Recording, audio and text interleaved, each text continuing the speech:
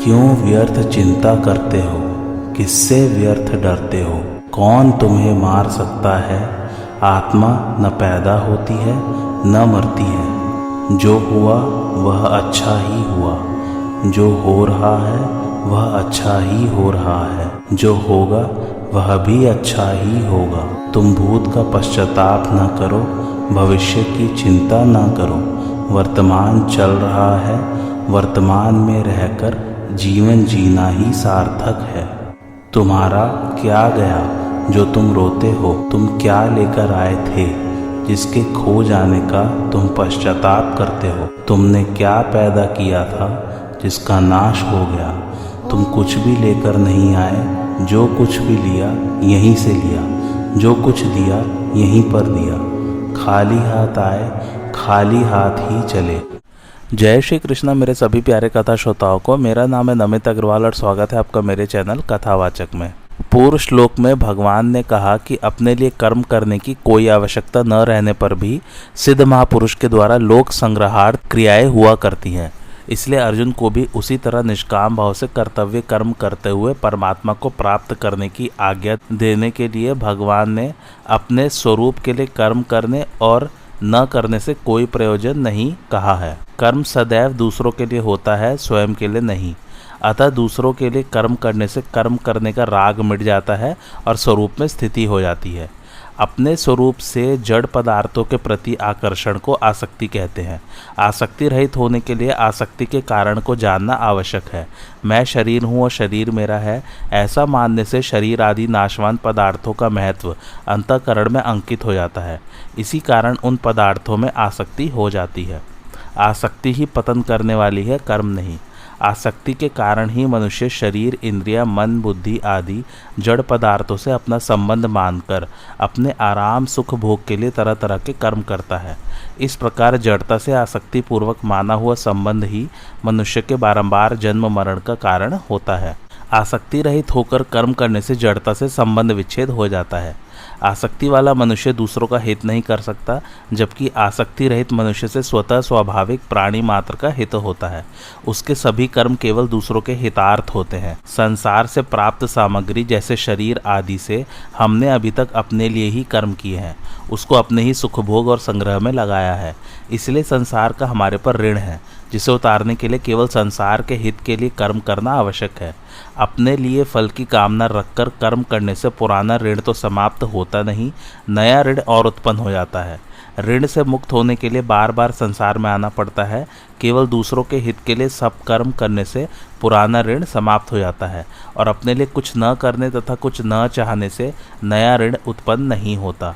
इस तरह जब पुराना ऋण समाप्त हो जाता है और नया ऋण उत्पन्न नहीं होता, तब बंधन का कोई कारण न रहने से मनुष्य स्वतः मुक्त हो जाता है।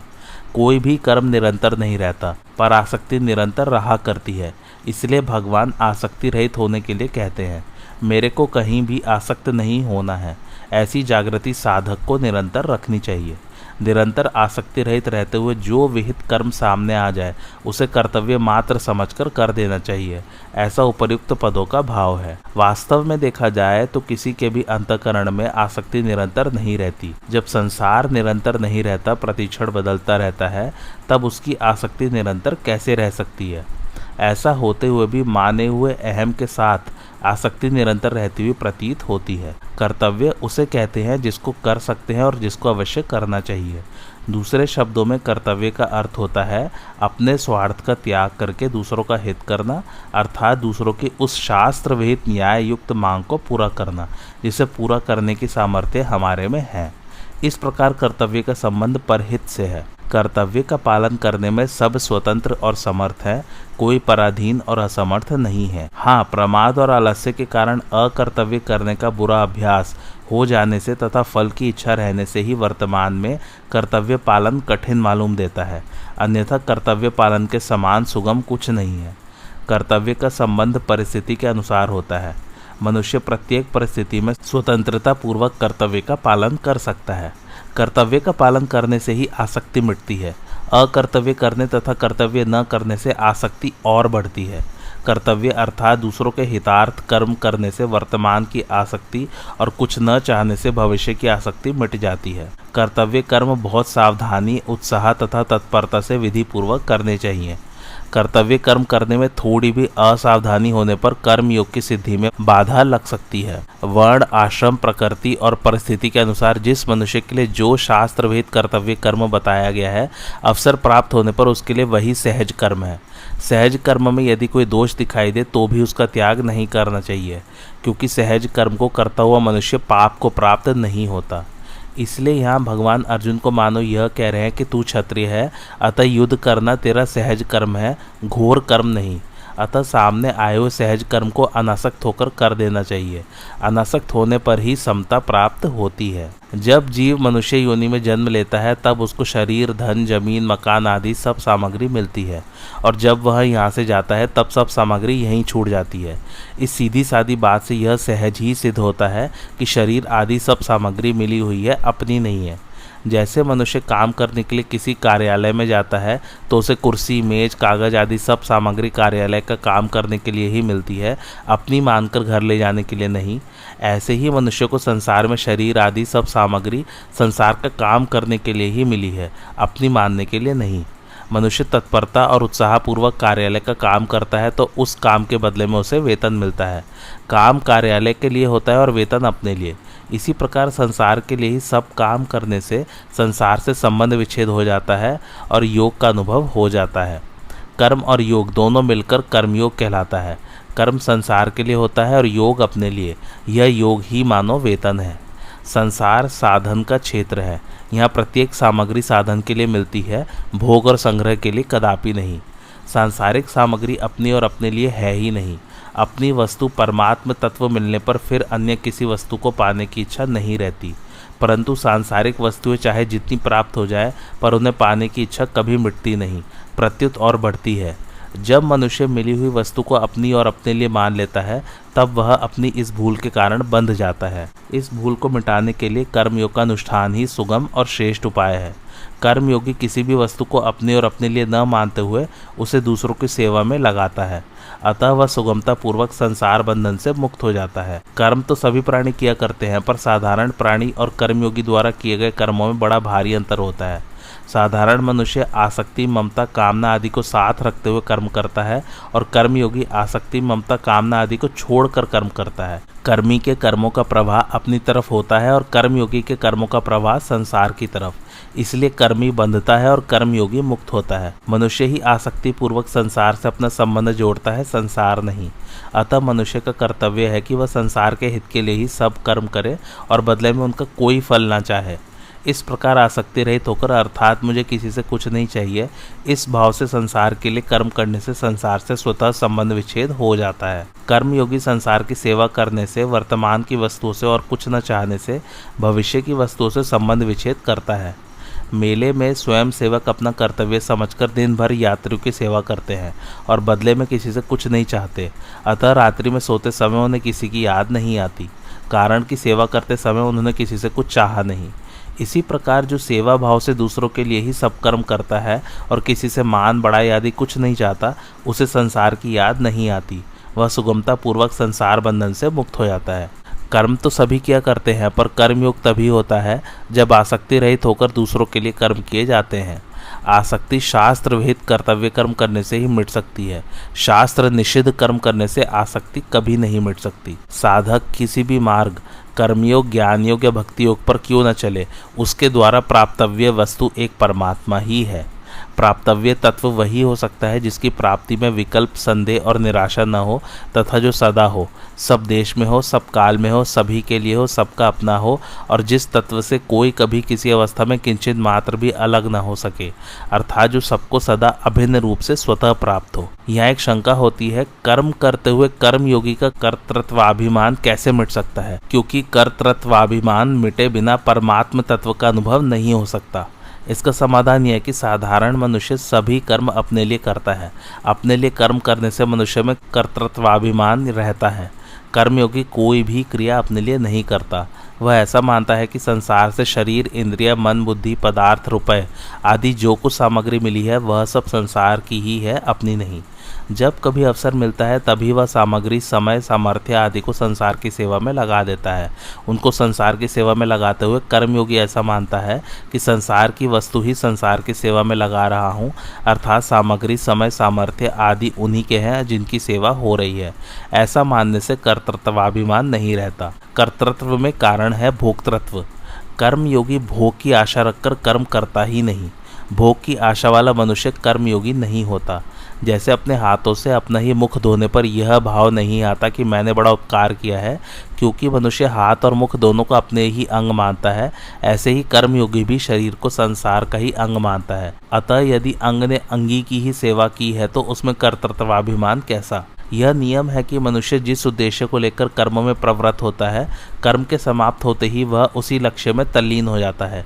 जैसे व्यापारी धन के उद्देश्य से ही व्यापार करता है तो दुकान बंद करते ही उसका ध्यान स्वतः रुपए की ओर जाता है और वह रुपए गिनने लग जाता है। उसका ध्यान इस ओर नहीं जाता कि आज कौन कौन ग्राहक आए, किस किस जाति के आए, आदि आदि, कारण कि ग्राहकों से उसका कोई प्रयोजन नहीं। संसार का उद्देश्य रखकर कर्म करने वाला मनुष्य संसार में कितना ही तल्लीन क्यों न हो जाए, पर उसकी संसार से एकता नहीं हो सकती, क्योंकि वास्तव में संसार से एकता है ही नहीं।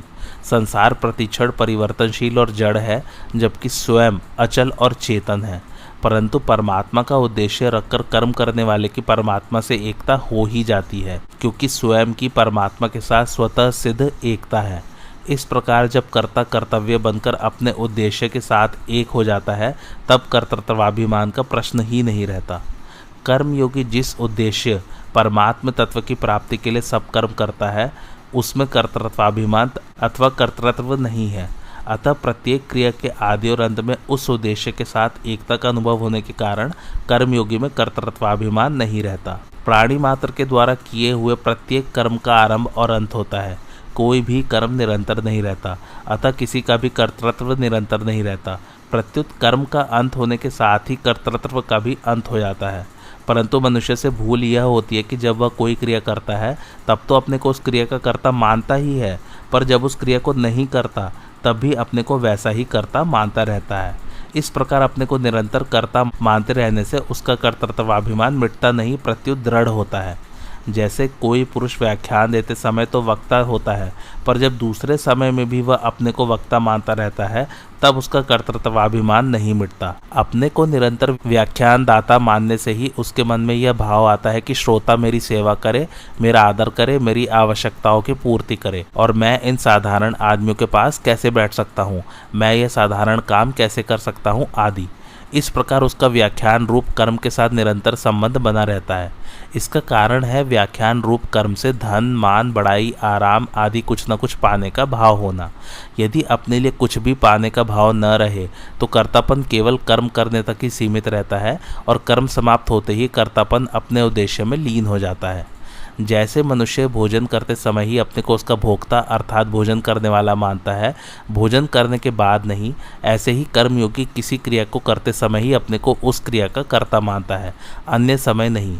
जैसे कर्मयोगी व्याख्यान दाता है और लोगों में उसकी बहुत प्रतिष्ठा है, परंतु कभी व्याख्यान सुनने का काम पड़ जाए तो वह कहीं भी बैठकर सुगमता पूर्वक व्याख्यान सुन सकता है। उस समय उसे न आदर की आवश्यकता है न ऊंचे आसन की, क्योंकि तब वह अपने को श्रोता मानता है, व्याख्यान दाता नहीं। कभी व्याख्यान देने के बाद उसे कोई कमरा साफ करने का काम प्राप्त हो जाए तो वह उस काम को वैसी ही तत्परता से करता है जैसी तत्परता से वह व्याख्यान देने का कार्य करता है। उसके मन में थोड़ा भी यह भाव नहीं आता कि इतना बड़ा व्याख्यानदाता होकर मैं यह कमरा सफाई का तुच्छ काम कैसे कर सकता हूँ, लोग क्या कहेंगे, मेरी इज्जत धूल में मिल जाएगी इत्यादि। वह अपने को व्याख्यान देते समय व्याख्यानदाता, कथा श्रवण के समय श्रोता और कमरा साफ करते समय कमरा साफ करने वाला मानता है। अतः उसका कर्तृत्वाभिमान निरंतर नहीं रहता। जो वस्तु निरंतर नहीं रहती अपितु बदलती रहती है, वह वास्तव में नहीं होती और उसका संबंध भी निरंतर नहीं रहता, यह सिद्धांत है। इस सिद्धांत पर दृष्टि जाते ही साधक को वास्तविकता का अनुभव हो जाता है। कर्मयोगी सब क्रियाएं उसी भाव से करता है जिस भाव से नाटक में एक स्वांगधारी पात्र करता है। जैसे नाटक में हरिश्चंद्र का स्वांग नाटक के लिए ही होता है और नाटक समाप्त होते ही हरिश्चंद्र रूप स्वांग के साथ ही त्याग हो जाता है, ऐसे ही कर्मयोगी का कर्तापन भी स्वांग के समान केवल क्रिया करने तक ही सीमित रहता है। जैसे नाटक में हरिश्चंद्र बना हुआ व्यक्ति हरिश्चंद्र की सब क्रियाएं करते हुए भी वास्तव में अपने को उन क्रियाओं का कर्ता नहीं मानता, ऐसे ही कर्मयोगी शास्त्र विहित संपूर्ण कर्मों को करते हुए भी वास्तव में अपने को उन क्रियाओं का कर्ता नहीं मानता। कर्मयोगी शरीर आदि सब पदार्थों को स्वांग की तरह अपना और अपने लिए न मानकर उन्हें संसार की ही सेवा में लगाता है। अतः किसी भी अवस्था में कर्मयोगी में किंचित मात्र भी कर्तृत्वाभिमान नहीं रह सकता। कर्मयोगी जैसे कर्तृत्व को अपने में निरंतर नहीं मानता, ऐसे ही माता पिता, स्त्री पुत्र, भाई भौजाई आदि के साथ अपना संबंध भी निरंतर नहीं मानता, केवल सेवा करते समय ही उनके साथ अपना संबंध मानता है।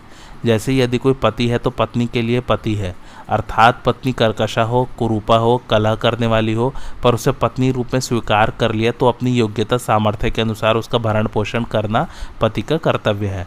पति के नाते उसके सुधार की बात कह देनी है, चाहे वह माने या न माने। हर समय अपने को पति नहीं मानना है, क्योंकि इस जन्म से पहले वह पत्नी थी इसका क्या पता, और मरने के बाद भी वह पत्नी रहेगी इसका भी क्या निश्चय। तथा वर्तमान में भी वह किसी की माँ है, किसी की पुत्री है, किसी की बहन है, किसी की भाभी है, किसी की ननद है, आदि आदि। वह सदा पत्नी ही तो है नहीं। ऐसा मानने से उससे सुख लेने की इच्छा स्वतः मिटती है और केवल सेवा करने के लिए ही पत्नी है, यह मान्यता दृढ़ होती है। इस प्रकार कर्मयोगी को संसार में पिता, पुत्र, पति, भाई आदि के रूप में जो स्वांग मिला है उसे वह ठीक ठीक निभाता है। दूसरा अपने कर्तव्य का पालन करता है या नहीं उसकी ओर वह नहीं देखता। अपने में कर्तव्याभिमान होने से ही दूसरों के कर्तव्य पर दृष्टि जाती है, और दूसरों के कर्तव्य पर दृष्टि जाते ही मनुष्य अपने कर्तव्य से गिर जाता है, क्योंकि दूसरे का कर्तव्य देखना अपना कर्तव्य नहीं है। जिस प्रकार कर्मयोगी संसार के प्राणियों के साथ अपना संबंध निरंतर नहीं मानता, उसी प्रकार वर्ण, आश्रम, जाति, संप्रदाय, घटना, परिस्थिति आदि के साथ भी अपना संबंध निरंतर नहीं मानता। जो वस्तु निरंतर नहीं है उसका अभाव स्वतः है, अतः कर्मयोगी का कर्तृत्वाभिमान स्वतः मिट जाता है। जिसमें कर्तृत्व नहीं है उस परमात्मा के साथ प्राणी मात्र की स्वतः सिद्ध एकता है। साधक से भूल यह होती है कि वह इस वास्तविकता की तरफ ध्यान नहीं देता। जिस प्रकार झूला कितनी ही तेजी से आगे पीछे क्यों न जाए, हर बार वह समता में आता ही है, अर्थात जहाँ से झूले की रस्सी बंधी है उसकी सीध में एक बार आता ही है। उसी प्रकार प्रत्येक क्रिया के बाद अक्रिय अवस्था आती ही है। दूसरे शब्दों में पहली क्रिया के अंत तथा दूसरी क्रिया के आरंभ के बीच और प्रत्येक संकल्प तथा विकल्प के बीच समता रहती ही है। दूसरी बात, यदि वास्तविक दृष्टि से देखा जाए तो झूला चलते हुए भी निरंतर समता में ही रहता है, अर्थात झूला आगे पीछे जाते समय भी निरंतर सीध में ही रहता है। इसी प्रकार जीव भी प्रत्येक क्रिया में समता में ही स्थित रहता है। परमात्मा से उसकी एकता निरंतर रहती है। क्रिया करते समय समता में स्थिति न दिखने पर भी वास्तव में समता रहती ही है। जिसका कोई अनुभव करना चाहे तो क्रिया समाप्त होते ही अनुभव हो जाता है। यदि साधक इस विषय में निरंतर सावधान रहे तो उसे निरंतर रहने वाली समता या परमात्मा से अपनी एकता का अनुभव हो जाता है, जहाँ कर्तृत्व नहीं है। माने हुए कर्तृत्वाभिमान को मिटाने के लिए प्रतीति और प्राप्त का भेद समझ लेना आवश्यक है। जो दिखता है पर मिलता नहीं उसे प्रतीति कहते हैं, और जो मिलता है पर दिखता नहीं उसे प्राप्त कहते हैं। देखने, सुनने आदि में आने वाला प्रतिक्षण परिवर्तनशील संसार प्रतीति है, और सर्वत्र नित्य परिपूर्ण परमात्म तत्व प्राप्त है।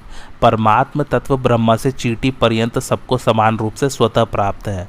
इदंता से दिखने वाली प्रतीति का प्रतिक्षण अभाव हो रहा है। दृश्य मात्र प्रतिक्षण अदृश्य में जा रहा है। जिनसे प्रतीति होती है वे इंद्रिय, मन, बुद्धि आदि भी प्रतीति ही है। नित्य अचल रहने वाले स्वयं को प्रतीति की प्राप्ति नहीं होती। सदा सब में रहने वाला परमात्म तत्व स्वयं को नित्य प्राप्त है, इसलिए प्रतीति अभाव रूप और प्राप्त भाव रूप है। यावन मात्र पदार्थ और क्रिया प्रतीति है। क्रिया मात्र अक्रियता में लीन होती है। प्रत्येक क्रिया के आदि और अंत में सहज अक्रिय तत्व विद्यमान रहता है। जो आदि और अंत में होता है वही मध्य में भी होता है, यह सिद्धांत है। अतः क्रिया के समय भी अखंड और सहज अक्रिय तत्व ज्यों का त्यों विद्यमान रहता है। वह सहज अक्रिय तत्व अक्रिय और सक्रिय दोनों अवस्थाओं को प्रकाशित करने वाला है, अर्थात वह प्रवृत्ति और निवृत्ति दोनों से परे है। प्रतीति से माने हुए संबंध अर्थात आसक्ति के कारण ही नित्य प्राप्त परमात्म तत्व का अनुभव नहीं होता। आसक्ति का नाश होते ही नित्य प्राप्त परमात्म तत्व का अनुभव हो जाता है। अतः आसक्ति रहित होकर प्रतीति को प्रतीति की सेवा में लगा देने से प्रतीति का प्रभाव प्रतीति की तरफ ही हो जाता है और स्वतः प्राप्त परमात्म तत्व शेष रह जाता है। इस वाक्य को एक बार दूसरे तरीके से आप लोग को बताता हूँ।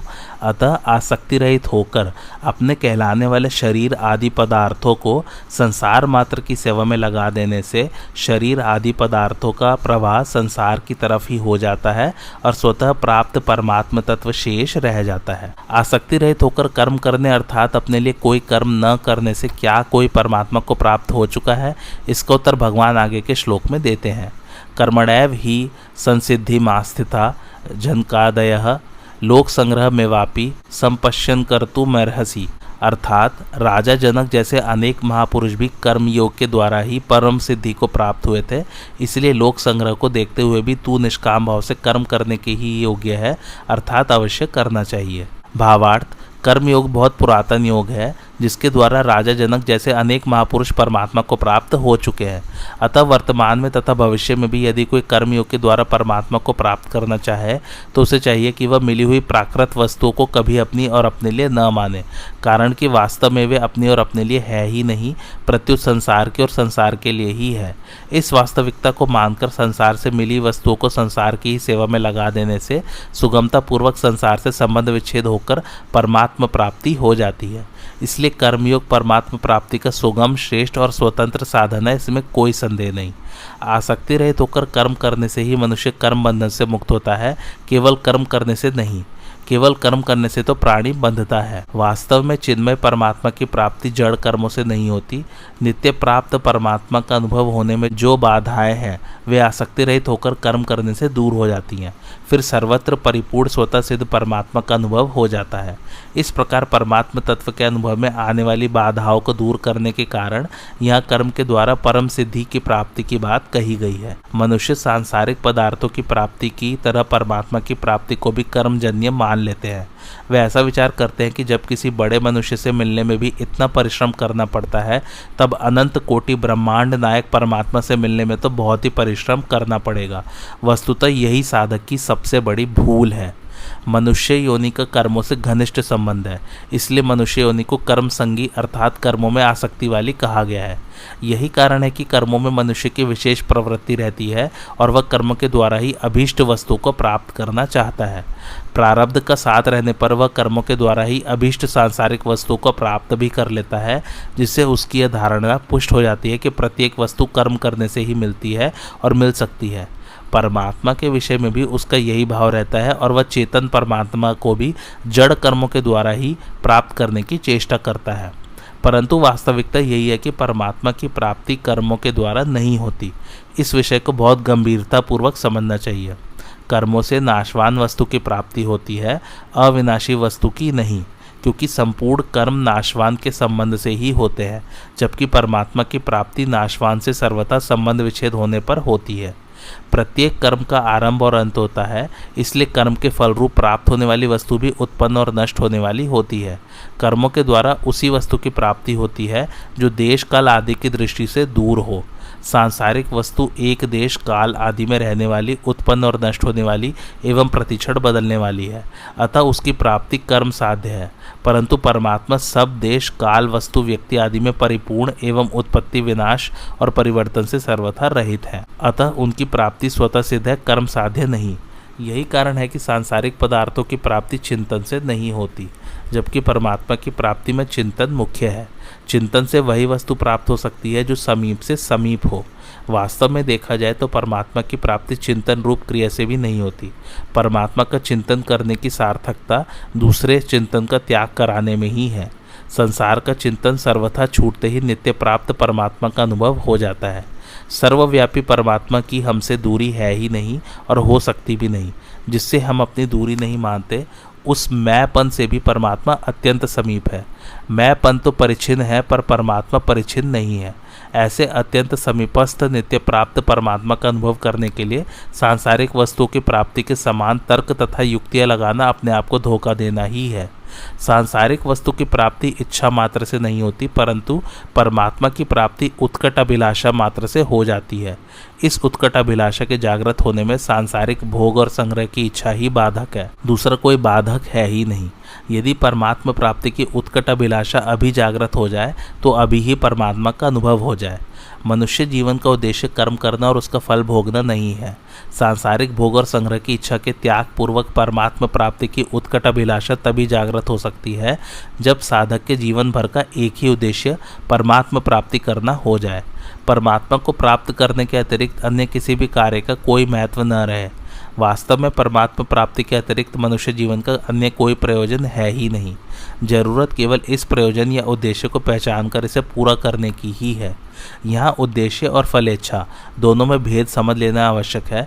नित्य परमात्मा तत्व को प्राप्त करने का उद्देश्य होता है और अनित्य पदार्थों को प्राप्त करने की फलेच्छा होती है।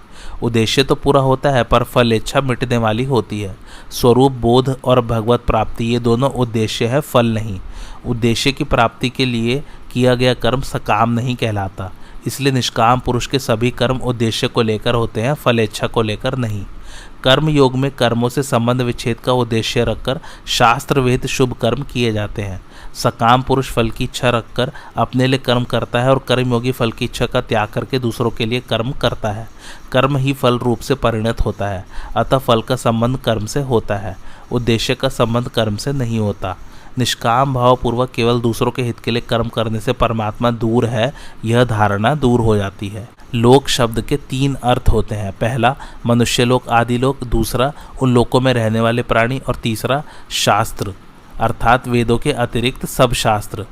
मनुष्य लोक की उसमें रहने वाले प्राणियों की और शास्त्रों की मर्यादा के अनुसार समस्त आचरणों का होना लोक संग्रह है। लोक संग्रह का तात्पर्य है लोक मर्यादा सुरक्षित रखने के लिए लोगों को असत्य से विमुख करके सत्य के सम्मुख करने के लिए निस्वार्थ भावपूर्वक कर्म करना। इसको गीता में यज्ञार्थ कर्म के नाम से भी कहा गया है। अपने आचरणों एवं वचनों से लोगों को असत से विमुख करके सत्य के सम्मुख कर देना बहुत बड़ी सेवा है, क्योंकि सत्य के सम्मुख होने से लोगों का सुधार एवं उद्धार हो जाता है। लोगों को दिखाने के लिए अपने कर्तव्य का पालन करना लोक संग्रह नहीं है। कोई देखे या न देखे, लोक मर्यादा के अनुसार अपने अपने वर्ण आश्रम संप्रदाय आदि के अनुसार कर्तव्य का पालन करने से लोक संग्रह स्वतः होता है। कोई भी कर्तव्य कर्म छोटा या बड़ा नहीं होता। छोटे से छोटा और बड़े से बड़ा कर्म कर्तव्य मात्र समझकर सेवा भाव से करने पर समान ही है।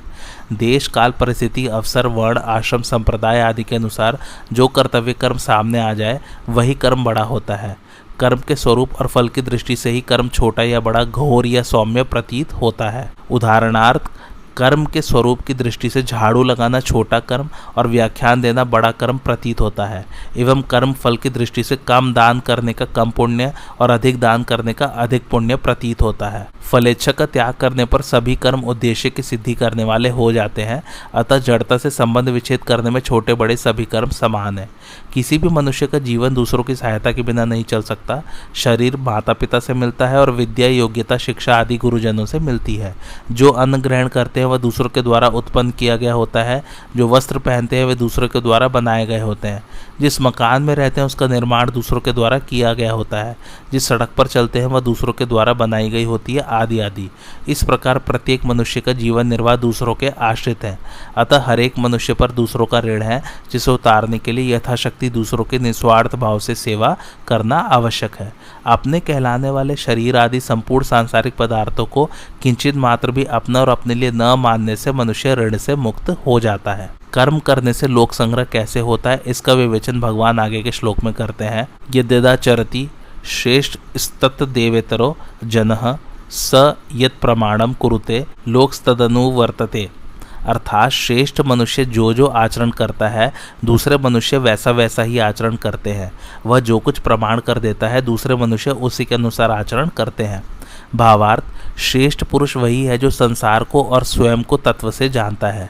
उसका यह स्वाभाविक अनुभव होता है कि शरीर, इंद्रिय, मन, बुद्धि, धन, कुटुंब, जमीन आदि पदार्थ संसार के हैं, अपने नहीं। इतना ही नहीं, वह श्रेष्ठ पुरुष त्याग, वैराग्य, प्रेम, ज्ञान, सद्गुण आदि को भी अपना नहीं मानता, क्योंकि उन्हें भी अपना मानने से व्यक्तित्व पुष्ट होता है जो तत्व प्राप्ति में बाधक है। मैं त्यागी हूँ, मैं वैरागी हूँ, मैं सेवक हूँ, मैं भक्त हूँ आदि भाव भी व्यक्तित्व को पुष्ट करने वाले होने के कारण तत्व प्राप्ति में बाधक होते हैं। श्रेष्ठ पुरुष में व्यष्टि अहंकार अर्थात जड़ता के संबंध से होने वाला तो होता ही नहीं, और समष्टि अहंकार व्यवहार मात्र के लिए होता है जो संसार की सेवा में लगा रहता है, क्योंकि अहंकार भी संसार का ही है।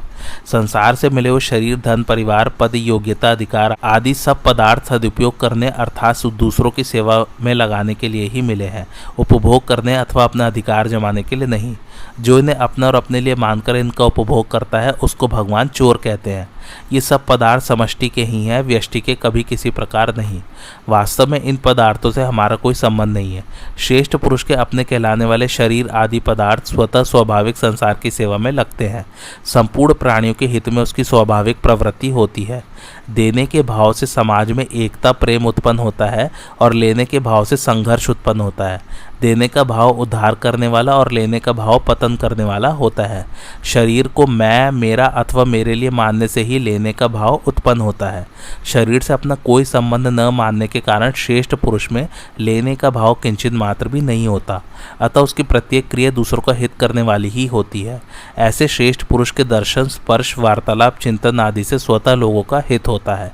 इतना ही नहीं, उसके शरीर को स्पर्श करके बहने वाली वायु तक से लोगों का हित होता है। ऐसे श्रेष्ठ पुरुष दो प्रकार के होते हैं, पहला अवधूत कोटि के और दूसरा आचार्य कोटि के। अवधूत कोटि के श्रेष्ठ पुरुष अवधूतों के लिए ही आदर्श होते हैं, साधारण जनता के लिए नहीं। परंतु आचार्य कोटि के श्रेष्ठ पुरुष मनुष्य मात्र के लिए आदर्श होते हैं।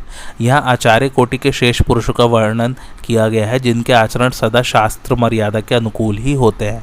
कोई देखे या न देखे, अहमता ममता न रहने के कारण उनके द्वारा स्वाभाविक ही कर्तव्य का पालन होता है। जैसे जंगल में कोई पुष्प खिला है और कुछ समय के बाद मुरझा गया और सूखकर गिर गया, उसे किसी ने देखा नहीं, फिर भी उसने चारों ओर अपनी सुगंध फैलाकर दुर्गंध का नाश किया ही। इसी तरह श्रेष्ठ पुरुष से परहित का असीम भाव होने के कारण संसार मात्र का स्वाभाविक ही बहुत उपकार हुआ करता है, चाहे कोई समझे या न समझे। कारण यह है कि व्यक्तित्व मिट जाने के कारण भगवान की उस पालन शक्ति के साथ उसकी एकता हो जाती है जिसके द्वारा संसार मात्र का हित हो रहा है। जैसे एक ही शरीर के सब अंग भिन्न भिन्न होने पर भी एक ही हैं, जैसे किसी भी अंग में पीड़ा होने पर मनुष्य उसे अपनी पीड़ा मानता है, ऐसे ही संसार के सब प्राणी भिन्न भिन्न होने पर भी एक ही हैं। जैसे शरीर का कोई भी पीड़ित अंग ठीक हो जाने पर संपूर्ण शरीर का हित होता है, ऐसे ही मर्यादा में रहकर प्राप्त वस्तु, समय, परिस्थिति आदि के अनुसार अपने कर्तव्य का पालन करने वाले मनुष्य के द्वारा संपूर्ण संसार का स्वतः हित होता है। श्रेष्ठ पुरुषों के आचरणों और वचनों का प्रभाव स्थूल शरीर से होने के कारण स्थूल रीति से पड़ता है जो सीमित होता है, परंतु उसके भाव का प्रभाव सूक्ष्म रीति से पड़ता है जो असीम होता है। कारण यह है कि क्रिया तो सीमित होती है पर भाव असीम होता है। श्रेष्ठ पुरुष जिन भाव को अपने आचरणों में लाता है उन भाव का दूसरे मनुष्य पर बहुत प्रभाव पड़ता है। अपने वर्ण, आश्रम, संप्रदाय आदि के आचरणों का अच्छी तरह से पालन करने के कारण उसके द्वारा कहे हुए वचनों का दूसरे वर्ण, आश्रम, संप्रदाय आदि के लोगों पर भी बहुत प्रभाव पड़ता है। यद्यपि श्रेष्ठ मनुष्य अपने लिए कोई आचरण नहीं करता और उसमें कर्तृत्वाभिमान भी नहीं होता, तथापि लोगों की दृष्टि में वह आचरण करता हुआ दिखता है। उसके द्वारा सबके उपकार के लिए स्वतः स्वाभाविक क्रिया होती है। अपना कोई स्वार्थ न रहने के कारण उसकी छोटी बड़ी प्रत्येक क्रिया लोगों का स्वतः हित करने वाली होती है।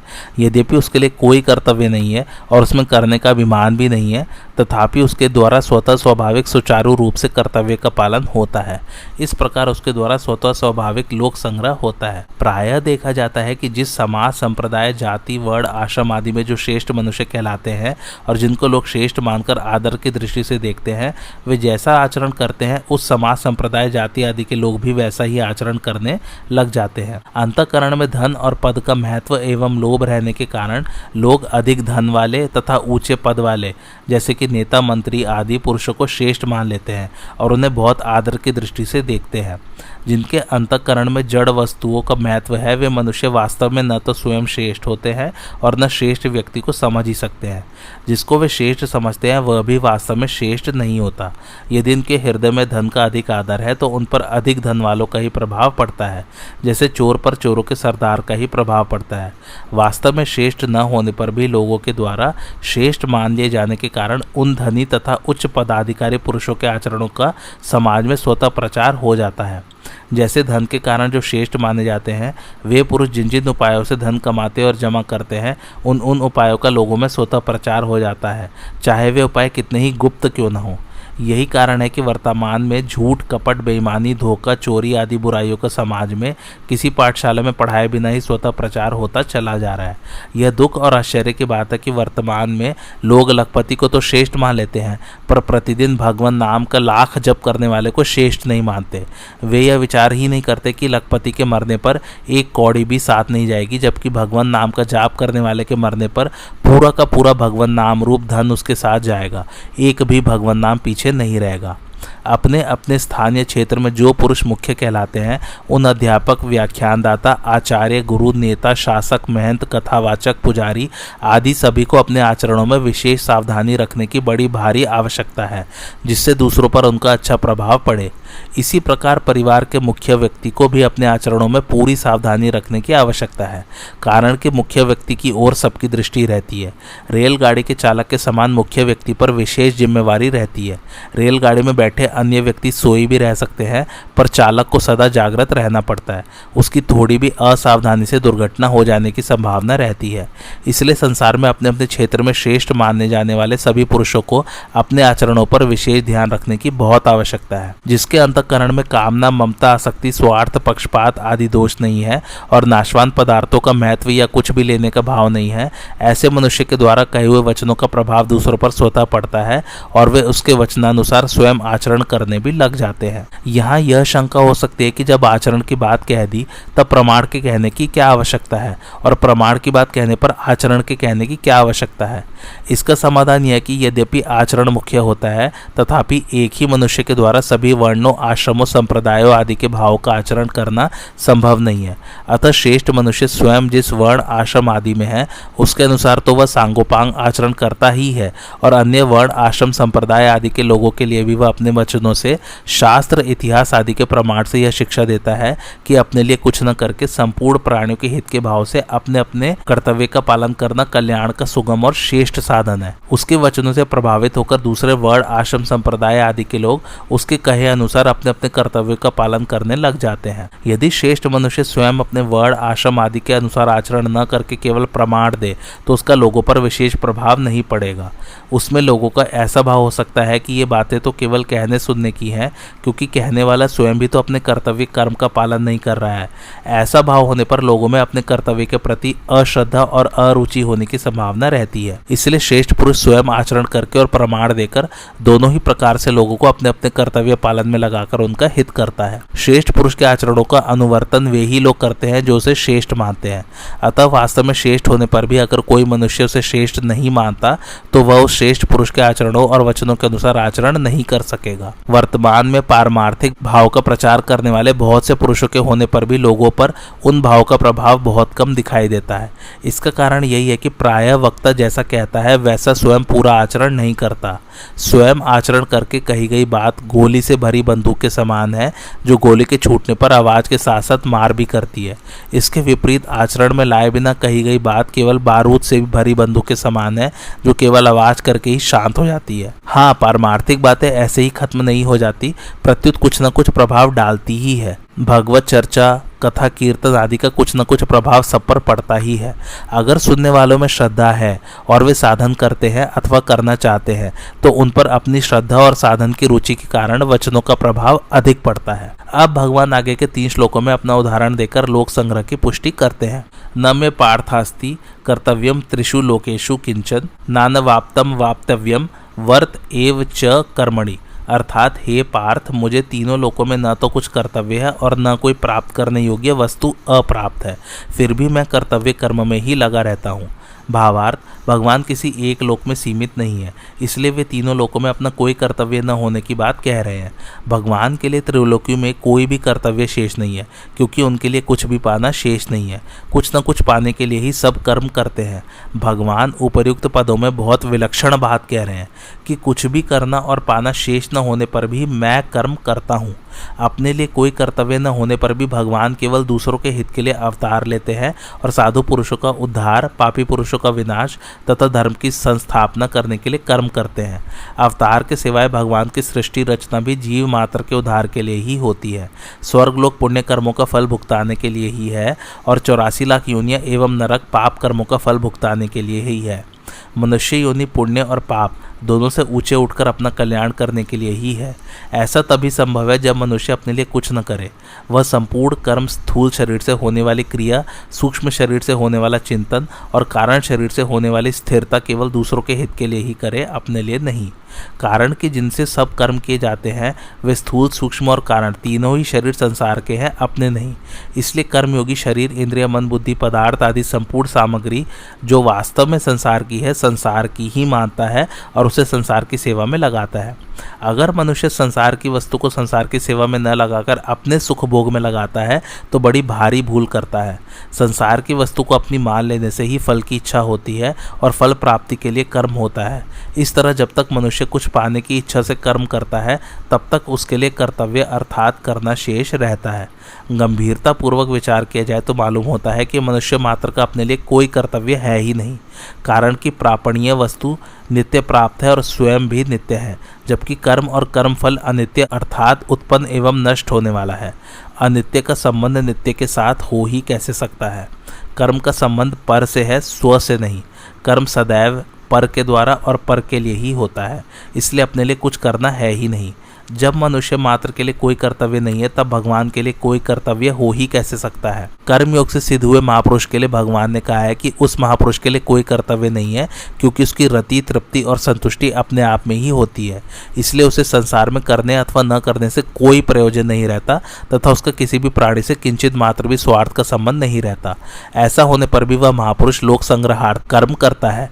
इसी प्रकार यहाँ भगवान अपने लिए कहते हैं कि कोई भी कर्तव्य न होने तथा कुछ भी पाना बाकी न होने पर भी मैं लोक संग्रहार्थ कर्म करता हूँ। तात्पर्य है कि तत्वज्ञ महापुरुष की भगवान के साथ एकता होती है। जैसे भगवान त्रिलोकी में आदर्श पुरुष है, ऐसे ही संसार में तत्वज्ञ पुरुष भी आदर्श है। भगवान का तात्पर्य है कि मैं उत्साह एवं तत्परता से आलस्य रहित होकर सावधानी पूर्वक सांगोपांग कर्तव्य कर्मों को करता हूँ।